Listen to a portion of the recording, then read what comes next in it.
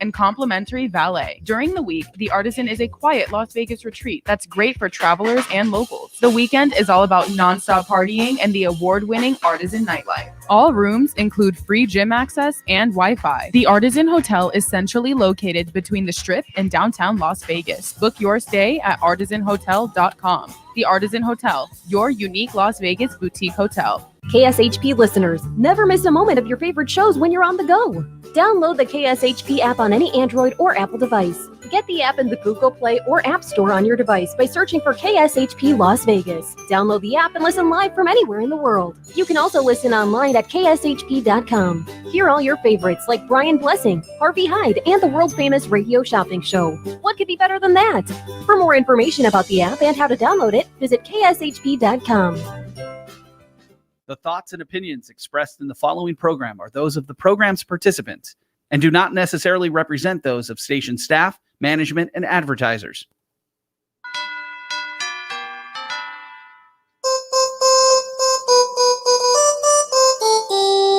Dashing through the snow. Yeah, that's right.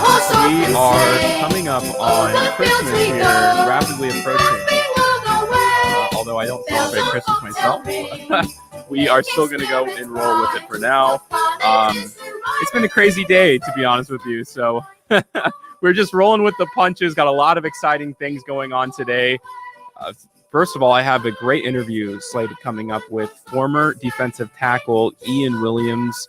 He played for Notre Dame for 4 years. He played with the 49ers in their Super Bowl run a few years ago. Can't wait to talk to him. I have a lot of questions. I did some deep digging, as I do when it comes to that kind of stuff. But just to tell a little bit about myself, I recently graduated college. All my openings I got to change now because I said I was graduating soon. That is done. I no longer have school, which is a fantastic thing. And this is it. I'm really starting to get into my radio career, which is just so exciting. Some of it's stressful, but I'd rather be stressed in this job than I would in a cubicle somewhere doing something that I'm not happy about, no matter what the money may be. And also, I keep forgetting to do this, and it's actually really bad, being now that I have my own radio show. I have an app. I should probably promote that a little bit more, being that I am an entrepreneur and I have a voice for the public now. It's called iRoleplay. It's only on Apple for now. I'm looking to expand that in the future, but I did just graduate, so give me some time on that for all you Android users. It's a great way to find groups if you're looking to just find some common interest. I know it's called role-playing. There is a lot of role-playing on there. There's I have dice and everything like that for people who like to play Dungeons and Dragons. It's so awesome to just scroll through and see what people are making and everything like that. So be sure to check out iRoleplay. But without further ado, I am going to bring on my boss. Yes, I will still call him my boss for as long as I can. I know he always says I'm going to lap him, but I don't see that happening anytime soon. It is Brian Feldman I'm talking about. We do a show on Sunday. Unfortunately, I can't give out those call letters, but you can hear the Golden Knights games. I'm stealing your thunder a little bit there, Brian. I know that's your little gig there. But if you follow me on Twitter at Spencer the Wiz, sooner or later, you're going to find out what that show is. So welcome to the show, Brian. I really appreciate you coming on in such short notice. And we got a lot to talk about today. No, we do. And Spencer, I want to just piggyback off what you said a minute ago. I said it. I think I've said it on 2 of the 3 shows now, but let's get it on your show as well. Congratulations, man. For people that have not gone to college and especially to finish up during this pandemic, it's really impressive. But going to school alone and getting your degree, getting a secondary education after high school is not an easy thing. And way less people accomplish that than people that do. It's one of the things that, I joke around and I say, hey, my degree and a dime wouldn't get me a cup of coffee at 7-Eleven. But in reality, as you know, Spencer, that's very untrue. Our vocabulary, the things that we know, common sense, so much of that comes from a higher education, things we don't even realize and as time goes on in life. So, my friend, I'm glad you did that. And wow, it's really cool. You are completely done. Now, welcome to the working world. You're going to find out after all that studying and those exams how much you miss it a couple years down the road. We'll see about that. I'm not sure if I'm there just quite yet. I'm enjoying it now, though. I have had some of the 2 busiest weeks of work I've ever had, which is a good thing. But yeah, so I do recommend everybody go to college. the thing about college, and I talked about this a little bit last week, and I'll just say it again quickly, is it's not about what you learn in the classes, because you're going to learn most of the things like when you go to work. Now you need to learn the basics about it. I went to school for accounting, so you can't just go into Deloitte not knowing anything about, balance sheets and statement of cash flows. But it's the connections you make that really make all the difference in the world. Who you meet. That has to be your number one priority in college, talking to your teachers, because they know so many people. A lot of those people represent high-end places like MGM and stuff like that. And this is kind of like a side job for them. And those connections can take you a long, long ways. But we won't talk too much about UNLV. I already said I'm exhausted about that topic from last week. But I'm going to do a couple of basketball topics with you, Brian. And this one I'm very curious to get your opinion on. And it's about this Kawhi Leonard controversy. And I'll tell everyone a little bit about it now. Some guy named Johnny Wilkes claims he's owed $2.5 million plus damages in a lawsuit against the Clippers, claiming he aided in bringing Leonard there and that he would be paid to do so. And obviously they didn't pay him in his mind. Everyone in the organization, from Jerry West to Kawhi Leonard, is saying are hard denying it, basically saying they don't know this guy. I don't know, Brian. It seems like a non-story, but why is it becoming such a big story? I guess we can just start there.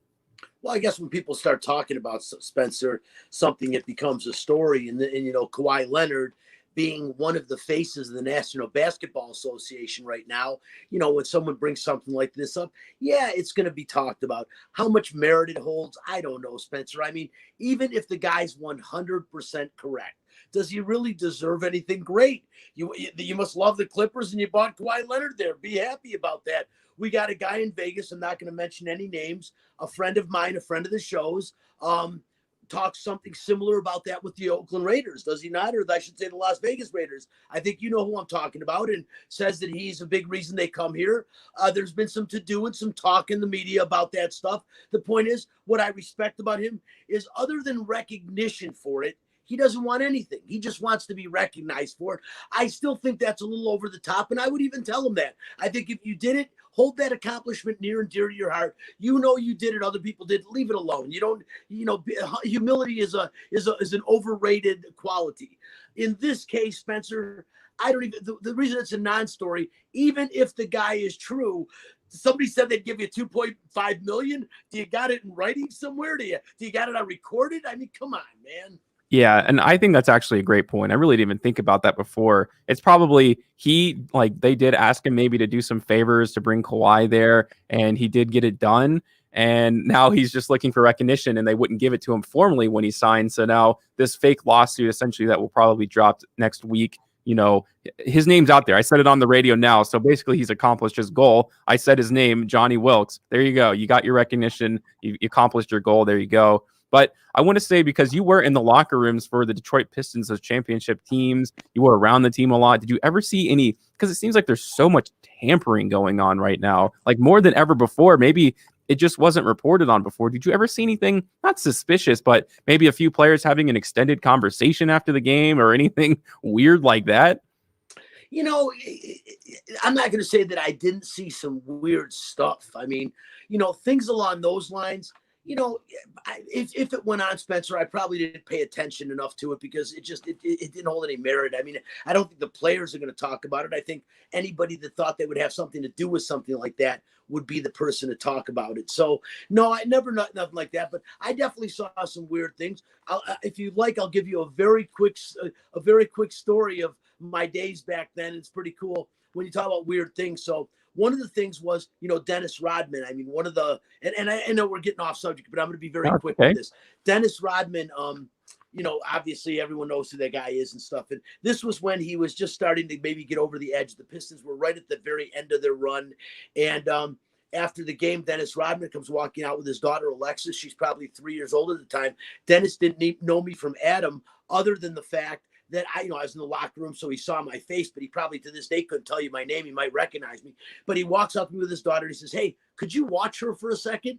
And I didn't say yes, no, nothing. And he put her hand inside of my hand, and he went over to talk to these two girls that were standing off in the tunnel. It felt for like 25 minutes. I looked down, I'm like, "Hi, Alexis." What are you going to say? Yeah, you got to do it probably something. was all of about maybe 3 minutes tops. It felt like an hour, but that's just some of the wild stuff that goes on in the NBA. Just when you talk about wild things that I've heard, but somebody taking credit for bringing somebody here or getting somebody to go there, man, that probably goes on all over the place. Two people talking, and unless it's an NBA player like LeBron James saying, you know what, I got this team I'm putting together. Well, I'm going to listen to that because the guy's done it a bunch of times. Other than that, to me, it's it's something to talk about during a pandemic. Yeah, I guess you're probably right. And they're a little slow week in basketball news, but this isn't slow. This is the biggest news headline in basketball for sure. And that's James Harden. We know he has a list of teams that he wants to go to, but it seems like it's getting a little more serious. And I think there is some sort of merit to this story because Daryl Morey is the new GM of the 76ers. And that is this trade between James Harden and the 76ers. Now, I didn't think it would ever think to include Ben Simmons, but now there are reports saying that he may be open. Daryl has denied that report, but we've seen plenty of GMs, even in this offseason alone, deny reports that happen days later. I don't know. How do you feel about a James Harden and Ben Simmons trade? Basically, probably be straight up. Maybe one first-round pick goes somewhere, or second-round picks, but that's essentially what you're getting out of it. Who benefits the most from this? Anybody that doesn't have James Harden. And you know why I'm going to say that, Spencer, is because I'm sick to my stomach over James Harden. This guy's got 3 years left on his flipping deal in Houston, a guy that wanted to go there, and he won't even talk to them. A city and a franchise that has welcomed him in as, as much as they ever have anybody in their history. I mean, this guy's huge to them. It's like Akeem Olajuwon came back to life again. They love him there. And this guy won't even talk to them or look at, no matter what money. They haven't even talked about money yet. They said, let's negotiate. He says, I want out of Houston, and he's got 3 years left on his deal. How do you feel if you're a Houston fan going to watch this guy play? Do you cheer for him or do you jeer at him? And I honestly don't know, Spencer. I'm glad I'm a member of the media, and I'm not allowed to do either. Because my guess is I'd probably boo the guy if he was playing for my team. You're telling us you want to leave 3 years before you can, and now all this other stuff is going on. That's putrid, man. They have taken financially such good care of that guy. And you know what he's done for them? Not a lot. Got him to the second round of the postseason because that's all James Harden does. Since he's left Oklahoma City, how far has he taken the team? And I'm not going to say he is not a superstar, a mega scorer, a phenom. He's all of the above. But then again, he's kind of an ass too. Yeah, and there is two sides to that coin. We know how talented he is. I mean, the scoring titles and all the craziness, but that's the thing. I think, we've seen problem players in the past, like Shaq, he bounced around thinking, you would probably think that one team would probably want to lock him down for his entire career, but because of his antics, that's what kind of brought him there. But the thing with Shaq is basically wherever he went, a championship went with him too. And James Harden, quite frankly, just hasn't shown up in the moments that they need him the most. So the thing with the 76ers roster is that they signed Al Horford. That's the problem with the 76ers. Now they got rid of him. It took a first-round pick to get rid of a guy who you just signed last season, which, you can talk about that forever. The head scratcher. Yeah, and then really what they really need is Joel Embiid to not look tired in the playoffs. This is a guy who had his hands on his knees, I remember, in the first round. And you're talking about James Harden coming over here, and you'd expect Joel Embiid to take the next leap forward beyond the first round of the playoffs. I think that's a tall task. I think they have much more issues. They should have re-signed JJ Redick a long time ago instead of wasting all that money. Now they have Danny Green now, who played horrible in the bubble. So, but I don't know. I don't expect something to that level necessarily. But let's talk about the other side of this, because if they're able to pull this off and the Houston Rockets do get Ben Simmons, you're looking at Eric Gordon, Ben Simmons, DeMarcus Cousins, Christian Wood, who had a massive game. I think he scored 24 points in one quarter. It is the preseason. I'm not going to put too much weight to it, but obviously he's a big signing in free agency. Everyone was a huge fan. I feel like maybe he didn't get enough money, a UNLV guy. But John Wall, DeMarcus Cousins, Eric Gordon, Ben Simmons, and PJ Tucker would probably be the projected starting lineup. That sounds pretty good to me. You know what, Spencer? It sounds juicy, and it sounds like guys that may work well together. Christian Wood, I got an opportunity to meet him and interview him when he played here at UNLV for the year that he was here. Of course, a kid that went to Findlay Prep, a really, really good basketball player in high school. College really didn't get to morph. I don't think he had the proper coaching in college, and he had to work his way up in the lineup. Now Christian Wood is a legitimate NBA player, always had the frame, just needed the coaching. But this team in Houston, Houston, I do like them. Ben Simmons, as you mentioned, DeMarcus Cousins, Eric Gordon. This is a team that can make some noise. The key to this team, Spencer, is when you talk about a couple of these guys, it's remaining healthy. And you talk about Joel Embiid and looking out of shape. Well, can the guy stay healthy for an entire NBA season? I mean, part of the reason he's not in NBA shape is because he's hurt. And when you're hurt, you can't really stay in shape to play in the NBA that requires as much effort as any sport out there. But I love the look of this potential Houston team. And again, I don't mean to be a James Harden basher. I was such a big fan of his when he came out of Arizona State, and he really made a name for himself amongst two superstars in Oklahoma City in Kevin Durant and Russell Westbrook. All of a sudden, you've got James Harden, who, you can't say he's worse than either one of those guys. I mean, he's as valuable to any team.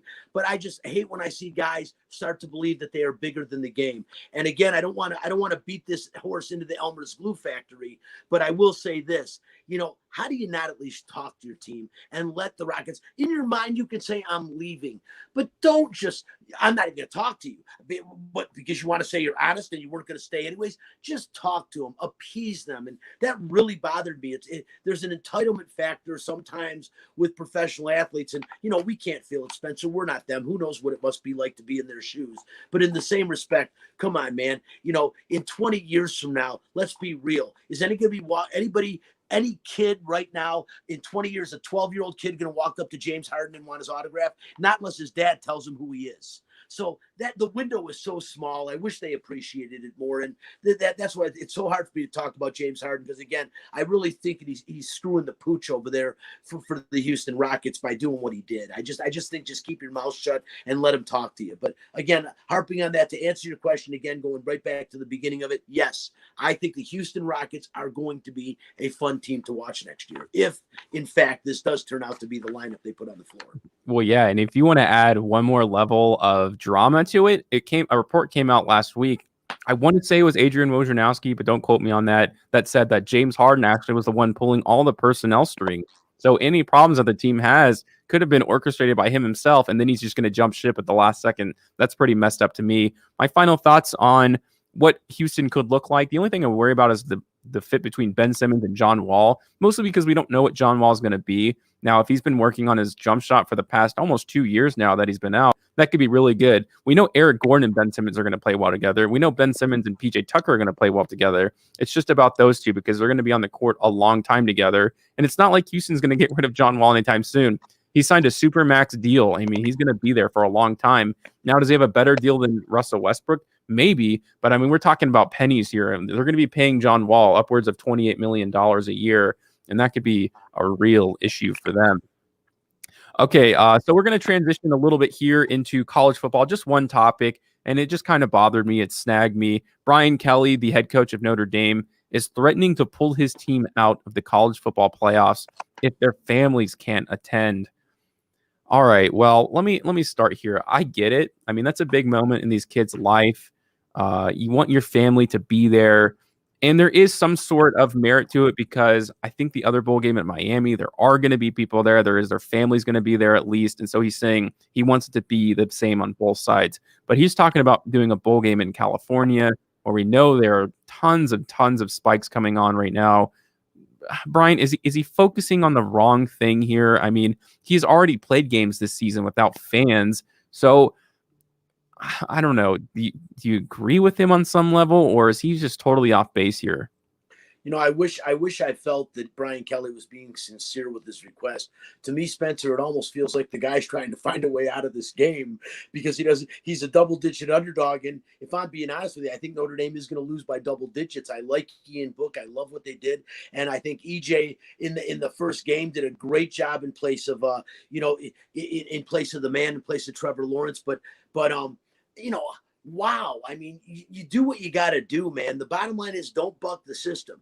If they're playing the bowl game in a stadium that's not allowing fans in, well, that's the luck of the draw. My God, Notre Dame, you're playing in an ACC championship game, which is unbelievable against, arguably one of the best teams, if not the best team in the country. And, obviously the most prolific player to come out of college football in a long time is playing on that team. This is a game you want to play in. And, Notre Dame doesn't want to get beat and then not get to go to the playoffs. And, but there's no way around this game, Brian Kelly, and you're gonna play it with or without the kids' parents. I don't know why you're creating a diversion, and is this to help you or hurt you? I don't know, Spencer, but honestly, it's hogwash to me that you do what the rules of that state and that stadium dictate. And that's the way it is. Their stadiums, friends of ours went up to see Southern Utah and Todd Simon play basketball last night. 1,500 fans were allowed in the stadium. I'm sure some of their parents were in the stadium.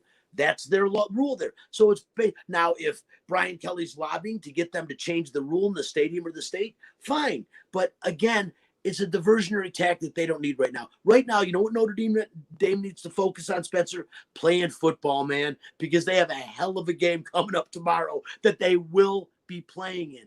Trust me on that.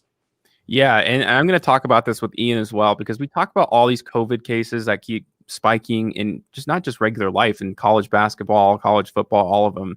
And we just say, oh, they'll be back next week and everything like that. But these kids are like legitimately getting COVID-19. Like, it should not be something to take lightly, and it feels like he's taking it lightly there. I know you don't want to miss the holidays, or you don't want to miss these big moments, but sometimes you have to make sacrifices that you don't want to for people's health and stuff. Now, could you socially distance the families in the stadiums? Yeah, you probably could. I mean, I think there is a solution there, but it's a worse look to me to break the local state government laws just for a college football game. Just because, because then you look at all these essential workers, these bars, these restaurants that are closing down. I mean, that would be a bad look in my opinion. So it's got to be that way. Well, not everything is so bad. Someone coming off of the injury list, actually, this was not COVID-19 related, was Drew Brees. He is starting for the Saints versus the Chiefs. I don't know, Brian, he broke his ribs. He punctured a lung. What should we expect from him coming off this injury? Maybe not even in this game, but I mean, the playoffs are coming soon. How good is he going to look coming off this pretty bad injury?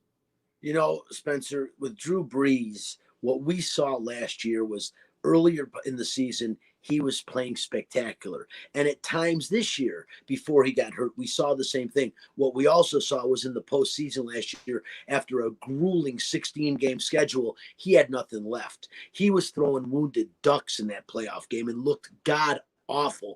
And I actually, believe it or not, think this helps him because his body hasn't had to take the wear and tear. He's had to recover from an injury, and that's tough. But his body hasn't taken the wear and tear. But Spencer, my feeling on Drew Brees, I said the same thing. Although Tom Brady, it continues to make me put my foot in my mouth over there. But my God, when this happens to you, you break 9 ribs, or please get out of the game already. You're in your 40s, man. You've got a beautiful wife, beautiful children, a beautiful future. You're a spokesman. You're an entrepreneur. Please, and I don't want to see this guy get hurt anymore, Spencer. I am really, really surprised. I think they are definitely worried about Taysom Hill being a quarterback leading them into the postseason. I think they do not believe Jameis Winston can get the job done. I think that hurts them also. But in the same respect, I believe that I believe that Drew Brees can get the job done. I'm just very, very worried about him. And I mean that sincerely. It's not to make news. It's not to talk. It's not to find something to blab about. I am really concerned about this guy. This guy got knocked into next week in his early 40s. What in the world is he doing? If he's going to come back, do it next year. How did he heal that quickly, Spencer? Tell me that. Well, that's a great question. I mean, he must have conditioning that satisfied him and the trainers. I guess maybe the benefit you could say on the opposite side of this would be that he has time off going into the playoffs, and maybe his arm's going to be a little bit stronger. But let's end the Drew Brees discussion with this. Let's say he has a bad game against the Chiefs. No one's going to blame him for that. He has another bad game and another bad game. So he has 3 bad games in a row going into the playoffs. Do you think about starting Taysom Hill at that point, even though he's technically healthy, or Jameis Winston? How do you make that kind of decision? Or do you just roll with it and you lose in the first round? I think I don't know that you roll with it. I think you make the decision pretty quickly. If you see that Drew Brees is not getting the job done, the beautiful thing is you can use the injury as an excuse, even though that might not really be it. You can say, oh, Drew, obviously you're not recovered enough. You're not in game shape. And I think you put the ball in Taysom Hill's hands. I think Taysom Hill has the confidence of that offense more than anybody else. He's been there longer. Everyone knows Jameis Winston is a gunslinger. It's hit or miss. And when it's missed, it's real bad. When it's hit, it's decent. But there's a lot of guys that can hit, but not a lot of guys miss like Jameis Winston. And I think this team feels more comfortable. And if I'm the Saints, Spencer, in my opinion, I think you got Drew Brees backing up Taysom Hill. And if Taysom Hill falters, you bring in Drew Brees. That would be my opinion, and tell Drew, look, man, you need a year to heal. Broken ribs, and you're in your 40s. So that's my opinion of it. I think my guess is what's Peyton going to do? Sean Payton's going to play Drew Brees. That's my guess. Yeah, I would say so too, but I really do want to get in discussion with you because we haven't had a chance to talk about it on any of our shows. The Taysom Hill and Jameis Winston argument. Why did they sign him to a deal? Why do they put him in the game? And he actually has a scoring drive that ends up winning them the game. Where did that decision come from to start Taysom? And he had a shaky start against the Eagles too. So I would say the backup right now should be Jameis Winston. I don't know where the hangup's coming from. Spencer, here's the deal. And this is easy. Come on, man. We're not at practice. And are you going to say that you don't trust Sean Payton's judgment over who should be number 2 and number 3? A guy that's coached a team to a Super Bowl, a guy that is the second longest tenured coach right now with the same team in the National Football League. He's in front of Mike Tomlin. And it seems like Mike Tomlin's been with Pittsburgh forever. So how do you or I question Sean Payton's decision? He is seeing something. If Jameis Winston is in the doghouse or if Jameis Winston is underperforming Taysom Hill, either way, it's probably the right move, and because I'm going to defer to Sean Payton's better judgment based on who he is and the coach that he is. Now, if it was Matt Patricia making this decision, obviously we would be having a whole nother conversation. I forget who is Matt Patricia, but anyways, that's right. What I'm saying is, Spence, is I'm saying there's a reason, and Sean Payton has a reason. And how do you argue with Sean Payton? Again, if you and I were at practice every day, like, you've had your statements about Mariota, things we're following, we're more equipped to talk about. We don't know. And yes, Sean Payton, Taysom Hill has had some very, very rocky moments in his games and a horrible start against Philadelphia. But I remember last year, Jameis Winston making so many poor decisions, just horrible decisions. And that's why he threw as many interceptions as touchdowns. So, like I said, I'm going to defer to Sean Payton and say he's making the call and it's probably the right one. Yeah, it's probably, I guess you're right. I don't know. I just liked what I saw from Jameis. I don't think he's a world beater, but he's definitely more of a quarterback than Taysom Hill. He's made a few, passes, but he's a kind of a gimmicky quarterback. And speaking of another, not quarterback controversy, but discussion here, Dwayne Haskins is going to come in and get a start because Alex Smith is going to be out for the game against the Seahawks. Is this his last chance? Maybe. I don't know. I don't even know if he can be a perennial backup. I think he's got to show something in the Seahawks game because the Seahawks just aren't a very good defense to start out with. So is this his last chance in the NFL to really make some noise and kind of continue his career? Because it looks like it's on the fringe a little bit. Spencer, you're breaking up a little bit. Are you hearing me okay? Because I can hear you. Okay, I was having trouble hearing you a little bit, but I think you were saying, is this, and correct me if I'm wrong, is this Jameis Winston's last shot? No. I was talking about Dwayne Haskins for the Washington football team. He's coming in for an injured Alex Smith. I'm saying, is this Dwayne Haskins' last chance? Maybe? Oh, Dwayne Haskins. Okay, with Alex Smith. I don't know, Spencer. I think the one thing with Dwayne Haskins is, I don't think he's, not that I don't think he obviously didn't turn out to be the NFL caliber quarterback that people had hoped he would be. But there's a big skill set there, and he's still got youth on his side and health on his side. He's been a healthy quarterback, and I think he still finds home somewhere in the NFL. I'll tell you right now, would I cry if he was our third? When I say the third string quarterback for the Detroit Lions instead of Blow? No. I wouldn't have a problem with that. So, I think that there is a place for him in the National Football League still. He really can't get the job done. And yes, it is very surprising to see Alex, Smith leading the Washington football team to victories. After I saw Alex Smith is in the top 10 of the most horrific injuries I've seen with my own eyes. And here he is still playing again, pushing, up into his 40s, getting closer to that age, I should say, is wow. But yeah, Dwayne Haskins will find a home for a while. It won't be his last stop. I think Dwayne Haskins will probably have another 3 or 4 years in the NFL and maybe get one more opportunity as a starter. If that doesn't go well, we'll see. But there's guys, Spencer, that made living as backups in the NFL that I don't think were as talented as Dwayne Haskins. Okay. Well, first of all, for all my radio listeners, of course, if you're watching this on stream, you know exactly what I'm talking about because I have an overlay for him. But for my radio listeners, that voice is Brian Feldman, the host of Rent It, Buy It, Refight, who's the show immediately before me. I believe you're taking a little interim break. I guess we can kind of make that announcement now before coming back in the new year. But Brian, we'll stop it here and we'll go Vegas edition on it. Are you folding, checking, or all in on Dwayne Haskins' performance against the Seahawks? Meaning, are you out on him? Are you going to wait to see what you got? Or are you all in that you think he's going to have a big game? Spence, I swear to you, I heard the only thing I heard is, do you think he's going to have a big game? So tell me who, and I'll try to elaborate. I'm just for Dwayne Haskins. Now you're clear again. Keep going. Okay. I was just saying, are you all in? Are you checking? You're just going to see what you got? Or what's your prediction for him against the Seahawks? I think he's going to be playing desperate, but is it going to work out for him, or is that going to cause more turnovers? Yeah, that's a really good question because I think it's 50-50 down the middle. It could go either way. I mean, it's going to be who wakes up that morning in his head. And I think that's the way that it's going to work. It's what does he come out and play like? And I think, to answer that question, what's going to happen is it's going to be the early part of the game is going to dictate how the game is going to go and what's the ebb and flow going to be. So if it comes out and he comes out hot, makes a couple of good reads right off the get-go, maybe gets points on the board early, could be in for a pleasant surprise. There's probably a better chance it goes the other way against Seattle, and it doesn't go as well. But either way, like I said, Spencer, I think we'll know in the early moments of that game, first or second drive, how that game's going to go. Yeah, that's probably the best way. It's that when he comes out, we'll see what we got. So we can go while we wait for Ian. I think he's coming in just a moment. I just got an email, so he's a little bit behind, but that's totally okay because we have a lot to talk about with the Las Vegas Raiders. Well, I haven't had a chance to talk about this yet because it happened almost immediately after my last show, and that Paul Guenther was fired. Now, was Paul Guenther the issue for the Raiders defense? Well, it sure didn't look like it on Thursday Night Football. Before I get your opinion on just the firing of Paul Guenther, I'll tell you mine in that I think it was one of the worst moves the Raiders have made. I think it's a total cop-out. He's the most talented defensive coordinator the Raiders have had since Dennis Allen, although he was the head coach. But we all know now that he's the defensive coordinator for the Saints, who are a very successful defense. And you just look at it.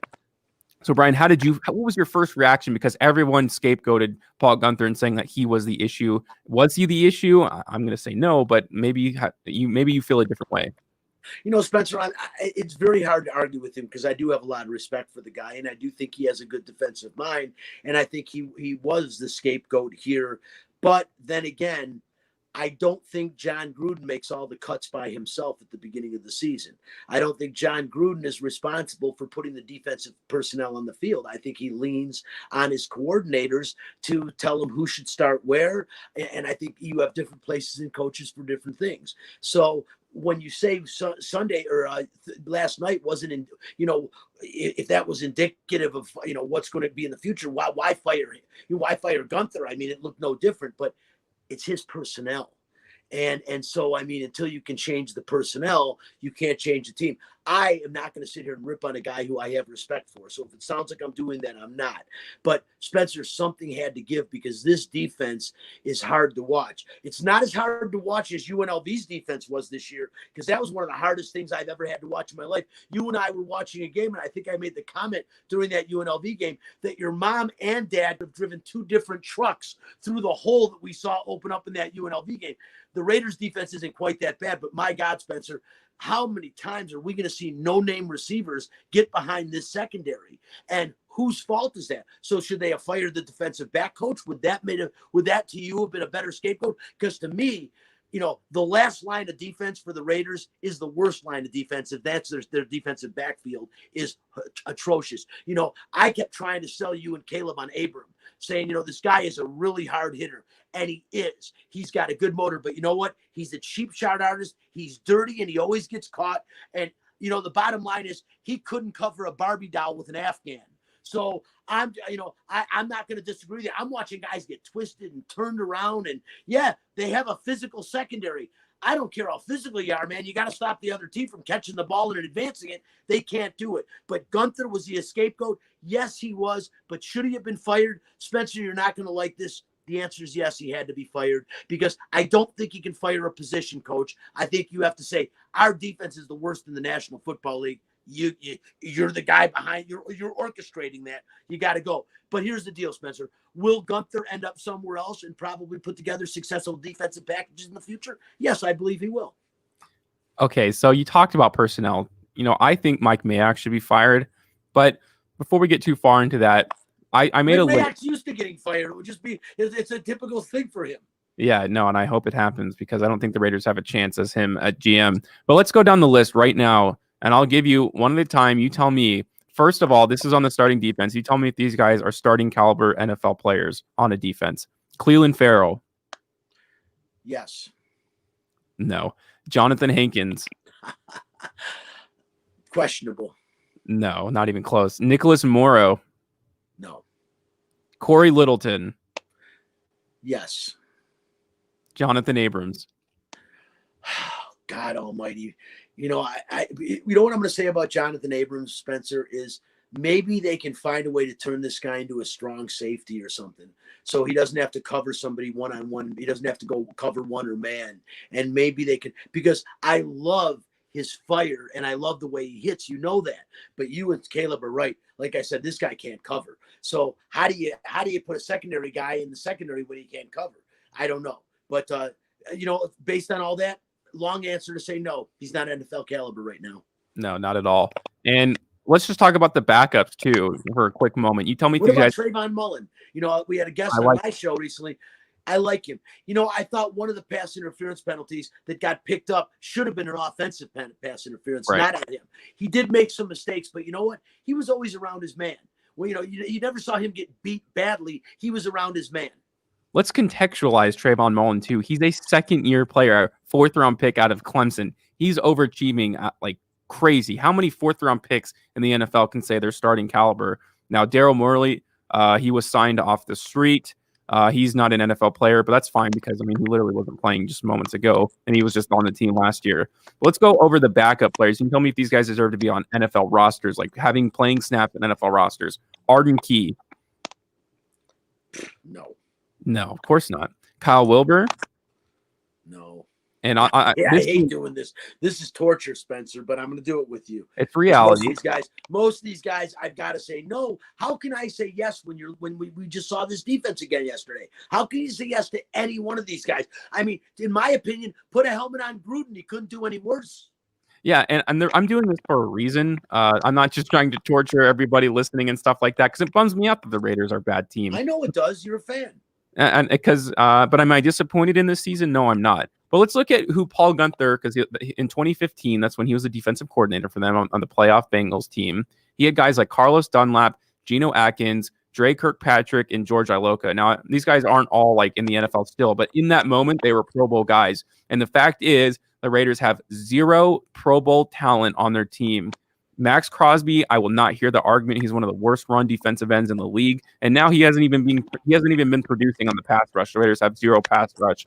So when you don't have any players on your team who can actually do anything, Max Crosby's an overachiever. No one ever thought he'd even be in the NFL, Spencer. And he's a legit starting defensive end. And but in the same respect, like you said, is he a Pro Bowler? No, but he's a legit starting defensive end in the NFL. Yeah, absolutely. And it looks like Ian's popped in, but we'll give him just a moment to get set up. No pressure on him just yet, because we have plenty more to talk about with the Raiders. Jon Gruden, I think he called his worst game of the season, to be honest with you. And I want to talk about this. It seems insignificant, but let's say this real quick. Why call a challenge flag on a 2-yard out pass when the Raiders are giving up 15-yard chunk plays at a time? What is going on there? Because the next play, it looked like you have an interception in the back of the end zone, which could have been game-changing, but because you have to call a challenge flag on a 2-yard pass, am I speaking too hard on this? What was the decision process for a 2-yard out pass? the only thing I can say, I thought the same thing. I thought that was a little bit ridiculous. There's a term, Spencer, and Gruden's not guilty of this term too often, but he was there. It's called overcoaching. And that's when you're nitpicking to a degree that is dangerous. Like, leave that alone. You know, there's a saying in life, pick your battles. That wasn't one of them that he needed to pick. And I agree with you. That was just kind of a hopefully a coaching blunder. Yeah, and then last little part about Raiders talk before we bring Ian on is there a quarterback controversy in Las Vegas? You know how excited I have been to see Marcus Mariota season. I didn't necessarily think he was going to be great, but I wanted to see what he could do in John Gruden's offense. He looked pretty successful, let's be honest. So how much merit is there to it, and what can Marcus Mariota do to actually cement this kind of battle going into the end of the season? Well, I mean, it's Marcus Mariota's team right now. And I mean, if they win the next 2 games and God moves heaven and earth, they're still alive mathematically for a playoff shot. They're not going to make the playoffs. But, you know, if they won the last 2 games, it'd be significant. Beating the Miami Dolphins, I'll tell you what, I'm really looking forward to the Miami Dolphin game. You know, one thing you might not know, Spencer, that both Tua and Marcus Mariota went to the same high school in Hawaii. I don't know if you knew that, but they went to the same high school in Hawaii. They're both Hawaiian quarterbacks starting. It's a really cool story behind the story. But the one thing we're going to see with Mariota is Miami is one of the top 3 defenses in the National Football League. And that is going to be fun to see if Marcus Mariota can work the same magic he worked the other night. And one of the other things, Spencer, it's a very small sample size. Marcus Mariota did what he did when he was at Oregon. He runs the football. He is basically a running back playing quarterback that does have an arm, but the inaccuracy of that arm also partially cost them the game yesterday. He had a great game. He threw the ball very well initially. The interception he threw one ball behind. It was bad. And those are mistakes that can't be made, and those are what he knows, what he typically does. But is there to create a quarterback controversy? Just keep going. If Derek Carr is inconsistent, I think what this is going to do, and we'll see over the next 2 games, will give John Gruden more confidence to go to Mariota. And if the next year Carr starts slow next year, I believe that Mariota, you know, you could see Carr get a hook. But I think, you know, Carr right now, I still think is the starting quarterback of this team. We'll see. We can talk about that more in the future. But without further ado, I'm so excited to bring on our guest today. That is Ian Williams, the former Notre Dame and 49ers. Hopefully we can hear you, Ian. If the visuals are off, that's totally okay. But how are you doing, Ian? Can you hear us? I hope so. Yeah, I can hear you. Can you hear me? Yeah, I can hear you. Absolutely. Thank you so much for joining the Delivering Sports Show. It means a lot to me. I have so much I want to ask you. First off, I did a little digging, so I don't know. Hopefully this is true, and I'm not just finding fake facts about you. But before we get into your football career, I believe you held a weightlifting record at your high school. So was this like a personal goal of yours? Like, how does this even come about to even take on such a record like that? Personal goal? No, I mean, it was more just going in the weight room and seeing what I can do. You know, when I started out, I was like in the weight room with like 13 years old, my freshman year of high school, and just it was something that carried over from the field that I needed to obviously get stronger. So, you know, diverted a lot of time to getting in the weight room. That's awesome. So can you talk about the scouting process, what it was like for you at Lyman High School, and like when did your dreams of kind of becoming a D1 athlete come into reality? Well, the scouting process, you're taking me back, man. 2000, you're making me feel old now. 2004, 2003,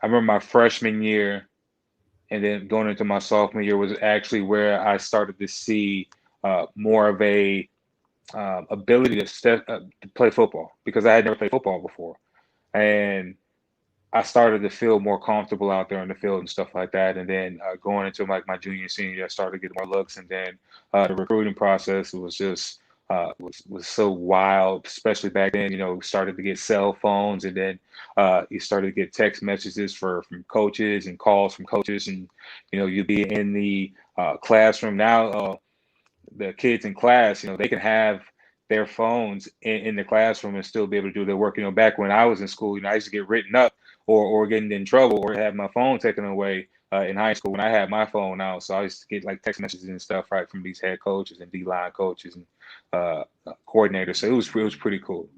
Did it make you feel like a little bit like a celebrity maybe in high school, or did people start treating you differently when you started getting all those text messages?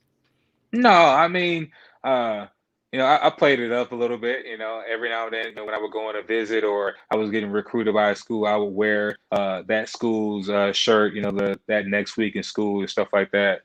Kind of just show appreciation to the school, showing me some love and stuff like that. I was kind of, before before I could really, play football, I was, a Florida State fan, and that was my school and stuff like that. But once other schools actually started paying me some attention, I was like, all right, I gotta wear some different gear now.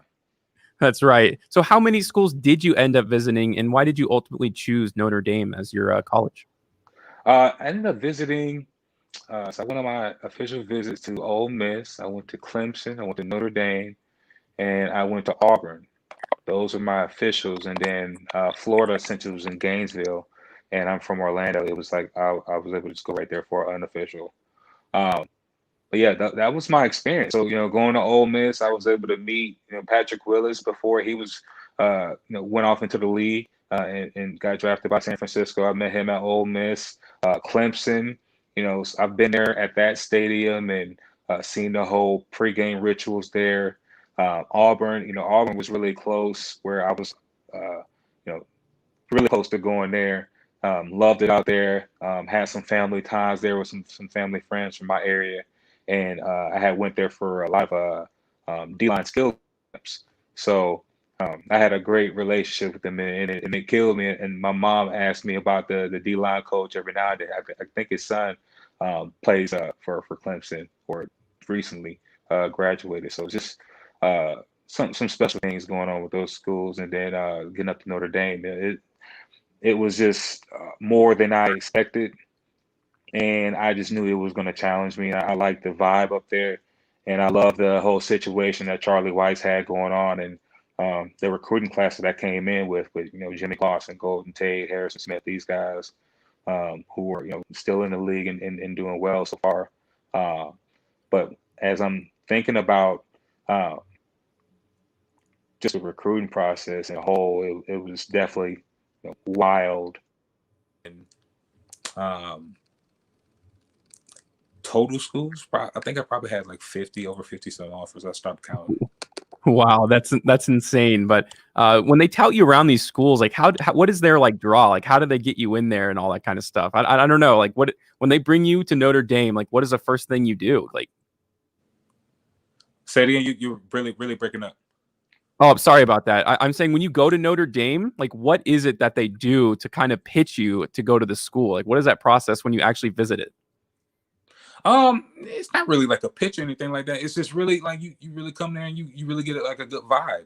And sometimes certain guys used to come to campus and you can just tell like it wasn't them, and they wouldn't come back. You know what I'm saying? They would go to another school. And certain guys, they kept coming back. Either they would come out for their unofficial visits and we would meet them, and or guys would come out there for their officials, and they would just keep coming back. And eventually, they committed, and they were right there with you in the locker room, a few minutes later and stuff like that. So I think it's just the lore of the school. Obviously, everything such about it it just speaks prestige, and also the academics. Be able to go to school with a lot of the smartest kids in the country, in the world. It's also beneficial for that portion too. So yeah, it's not really a play. It's just the mystique of Notre Dame. You get caught up in it. He's like, yeah, I can't go to no other school. Yeah, so you did talk about your schooling at Notre Dame, and I believe you got a degree in film, television, and theater. So what was a typical day like for you? It sounds like it was hard to balance school, and I would imagine balancing football with a school like Notre Dame. I mean, at first, getting up there, being a 17-year-old kid, getting on campus, it was difficult to be so far away from home. But over time, and then just the confines of the football program, they did a great job at, with keeping the time, not too much, and trying to ask too much of a young kid, where they had you in, study hall, and then you would have your workouts in the morning and stuff like that. So, early days, would definitely be, waking up at 4:30, 5 o'clock, making sure I get up and get ready and get over to the other side of campus. I didn't have a car, so I had to walk to the other side of campus. And sometimes this would be in snow, especially during like winter workouts in like February and stuff like that. So track over there in the snow, workouts would be at 6.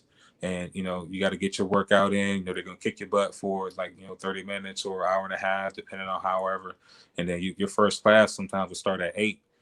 So, by the time you actually get done with your workout and you get a little food in you, and you're right there at your anthropology 101 or, economics 101, whatever it may be, physics, and you're going through the day, and then you have your classes. You may have your little break here and there. Depending on, if you're, freshman, junior, senior, whatever like that, and everybody has their classes spread out and stuff like that.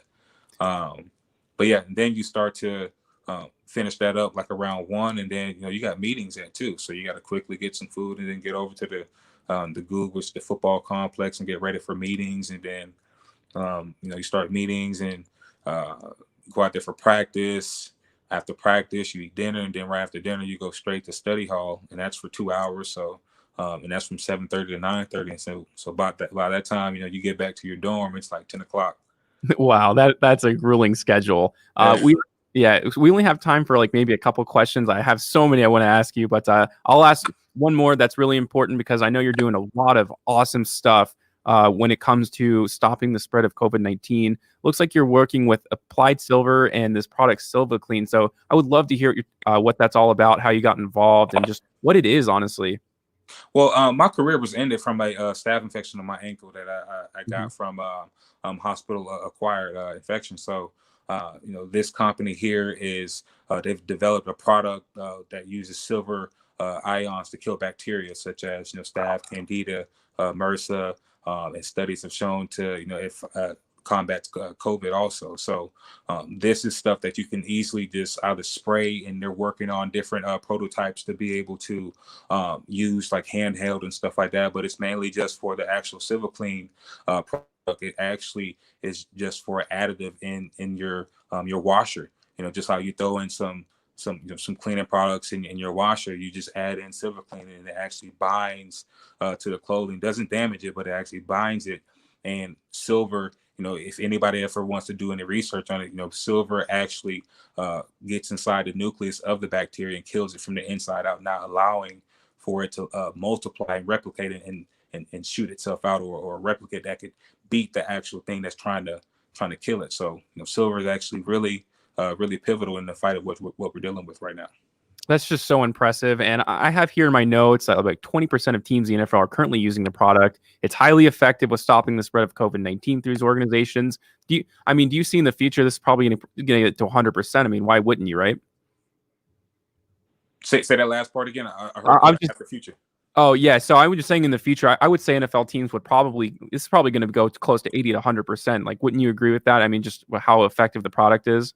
I would just think, this offseason, a lot of teams, a lot of organizations, a lot of industries are going to go back to work to try to figure out what they can do to make sure they have profit coming in. If this is something that can help them make more profit and keep people around or keep your athletes safe so they're not missing football games, which if you lose football games, that costs you money. So if you're looking at all these big money things that can go wrong with not having a product like this that helps fight and combat what we're dealing with right now, it's definitely a cheap product that you can just add on to whatever cleanliness cycle that you have to make everything obviously better and cleaner.